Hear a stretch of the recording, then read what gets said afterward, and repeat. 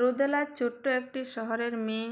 বাবা স্থানীয় স্কুলের শিক্ষক, মা সংসার সামলান। বাবা সবসময় মেয়ে শিক্ষিত হবে, সমাজে মাথা উঁচু করে দাঁড়াবে এই স্বপ্ন দেখেছেন। রুদেলার শৈশব ছিল মুক্ত আর আনন্দময়। খেলাধুলা, পড়াশোনা, গান সব কিছুতেই সে এগিয়ে। কিন্তু কিশোরী বয়সেই প্রথম বুঝতে পারে মেয়ে হয়ে জন্ম নেওয়ার মানে কেবল স্বপ্ন দেখা নয়, সেই স্বপ্নের সাথে অসংখ্য কাঁটার সঙ্গে লড়াই করাও। বিশ্ববিদ্যালয়ে ভর্তি হওয়ার পর রুদেলার জীবন নতুন রঙে রঙিন হয়। বন্ধুদের আড্ডা, নতুন বই, নতুন স্বপ্ন, সব কিছুতেই তার প্রাণ ভরে ওঠে। কিন্তু সেই আনন্দকে দ্রুত গ্রাস করে এক অন্ধকার। প্রতিদিন বিশ্ববিদ্যালয়ে যাওয়া আসার পথে কিছু অচেনা ছেলেরা তাকে লক্ষ্য করতে থাকে। প্রথমে হাসি, তারপর ফিসফিসানি, তারপর অশ্লীল মন্তব্য। প্রতিদিনের এই আচরণ তার ভেতরে আতঙ্ক ঢুকিয়ে দেয়। একদিন রুদেলা বাস থেকে নামতেই কয়েকজন ছেলে ইচ্ছাকৃতভাবে তার পথ আটকে দাঁড়ালো। অশালীন মন্তব্যে চারপাশের মানুষ তাকালেও কেউ এগিয়ে এলো না। ভিড়ের মাঝে দাঁড়িয়ে থাকে মেয়েটি নিজেকে ভীষণ অসহায় মনে করল। সেদিন রাতে সে বিছানায় শুয়ে কাঁদতে কাঁদতে ভাবল, এমন জীবন কি চলতে থাকবে? তার মা বিষয়টি বুঝতে পেরে প্রশ্ন করেন, কিন্তু রুদেলা কিছুই বলতে পারে না। কারণ সে জানে মা বাবা ভয় পেয়ে যাবে, হয়তো পড়াশোনা ছেড়ে দিতে বলবে, সমাজের লোকেরা দোষ চাপাবে তার উপরেই, হয়তো তার পোশাকের জন্য, হয়তো তার দোষেই এমন হয়েছে।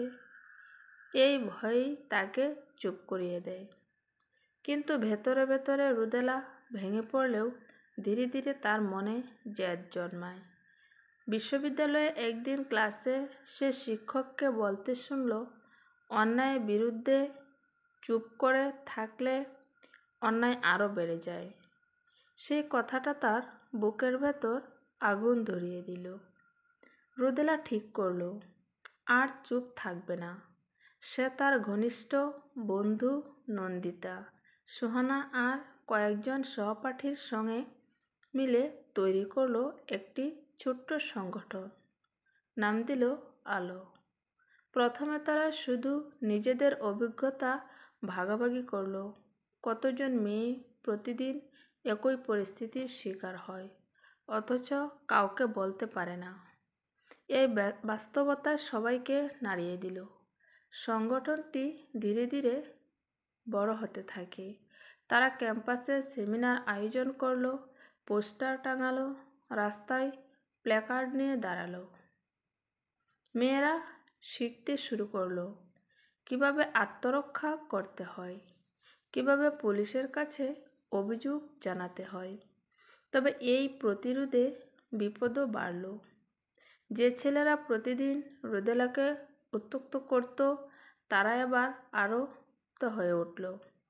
হুমকি দিতে লাগলো, ভয় দেখাতে লাগলো। একদিন রুদেলা যখন ক্লাস শেষে বের হচ্ছে, তখন একদল ছেলে তার দিকে ইট মারছে। ভাগ্য ভালো সে বেঁচে যায়, কিন্তু ভেতরে ভেতরে তোকে ছড়িয়ে পড়ে। তবুও সে দমে যায় না। সে পুলিশের কাছে অভিযোগ করে, স্থানীয় সংবাদপত্রে লেখালেখি করে।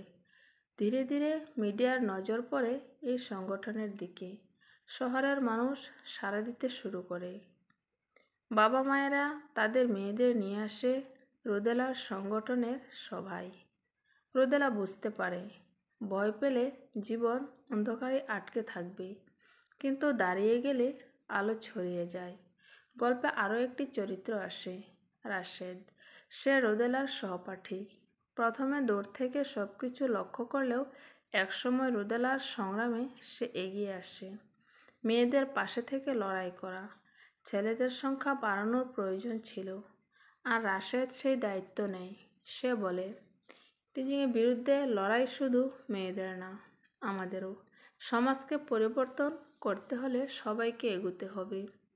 রুদেলা আর রাশেদ মিলে আলোকে আরও শক্তিশালী করে তোলে। তারা স্কুল কলেজে গিয়ে শিক্ষার্থীদের সঙ্গে কথা বলে, মেয়েদের সাহস যোগায়, আর ছেলেদের বোঝায় নারীকে অবমাননা মানে নিজের মা বোনকেই অপমান করা।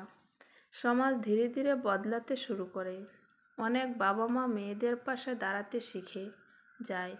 আইনশৃঙ্খলা রক্ষাকারী বাহিনী আরও সক্রিয় হয়, কিন্তু শেষে হয় না, কারণ অন্ধকার এত গভীর যে একদিনে আলো ছড়িয়ে যায় না।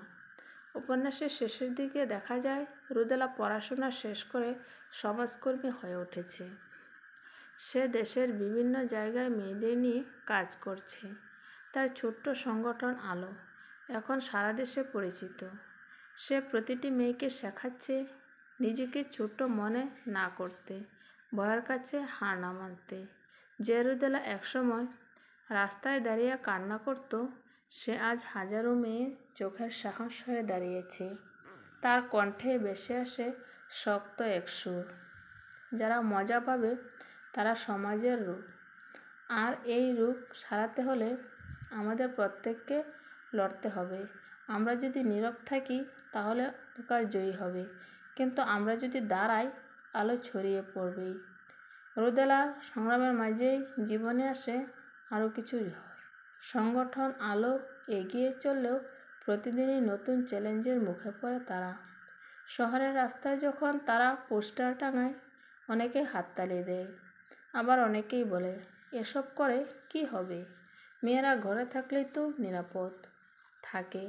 এসব মন্তব্যে রুদেলার বুক কেঁপে ওঠে, কিন্তু সে থেমে যায় না। এ সময় রুদেলার সবচেয়ে কাছের বান্ধবী নন্দিতা একদিন ভীষণ কেঁদে আসে তার কাছে। ক্লাসে যাওয়ার পথে নন্দিতাকে একদল ছেলে ধীরে ঘিরে ধরে, বাজে কথা বলে। রাস্তায় ভিড় ছিল, তবুও কেউ এগিয়ে আসেনি। নন্দিতার চোখ লাল হয়ে গেছে। সে বলে, রুদেলা, আমি আর পারছি না। এই দৃশ্য রুদেলাকে ভেতর থেকে আরও শক্ত করে তোলে।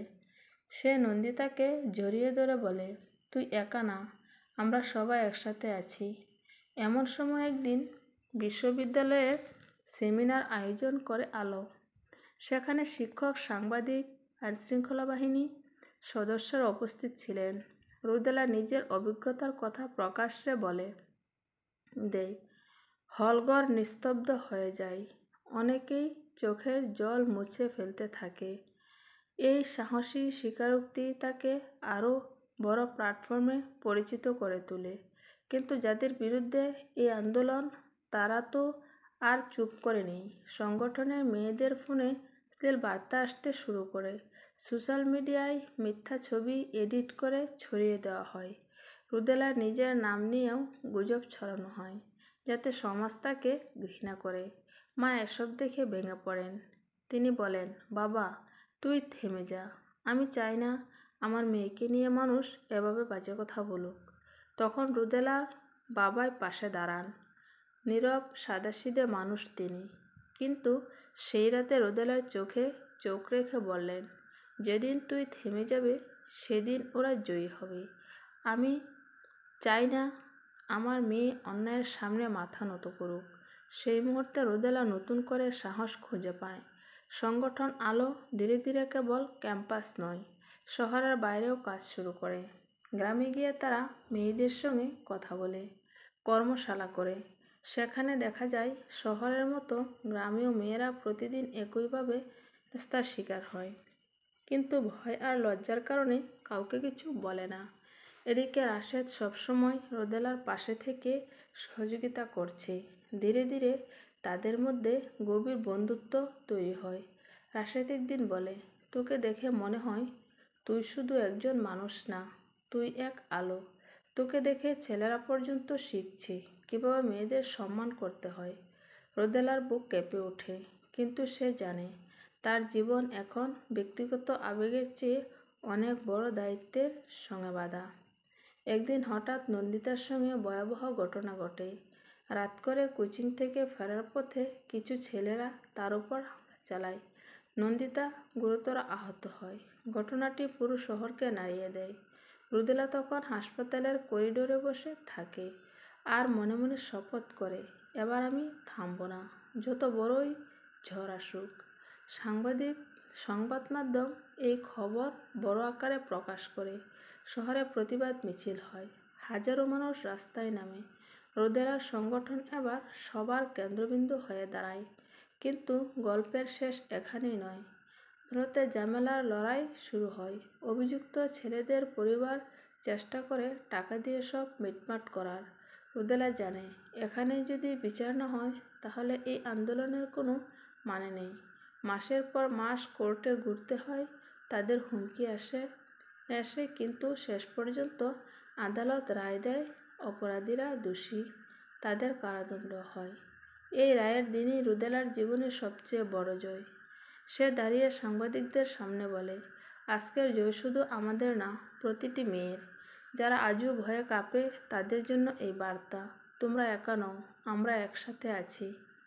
উপন্যাসের শেষ দৃশ্যে দেখা যায় কয়েক বছর পর রুদেলা একটি আন্তর্জাতিক সম্মেলনে বক্তব্য রাখছে। তার চোখে এখনও সেই জেদ, একই দৃঢ়তা। সে বলে, টিজিংকে কেউ মজা বলে না, অপরাধ বলে চিনতে শিখেছে। আর এই পরিবর্তন এসেছে আমাদের একসাথে দাঁড়ানোর কারণে। অন্ধকার যত গভীরই হোক, আলো জ্বালাতে একজন মানুষ সাহসই যথেষ্ট। ধন্যবাদ সকলকে। ভালো লাগলে আয়েশাস ব্লগস চ্যানেলটি সাবস্ক্রাইব করে পাশে থাকবেন।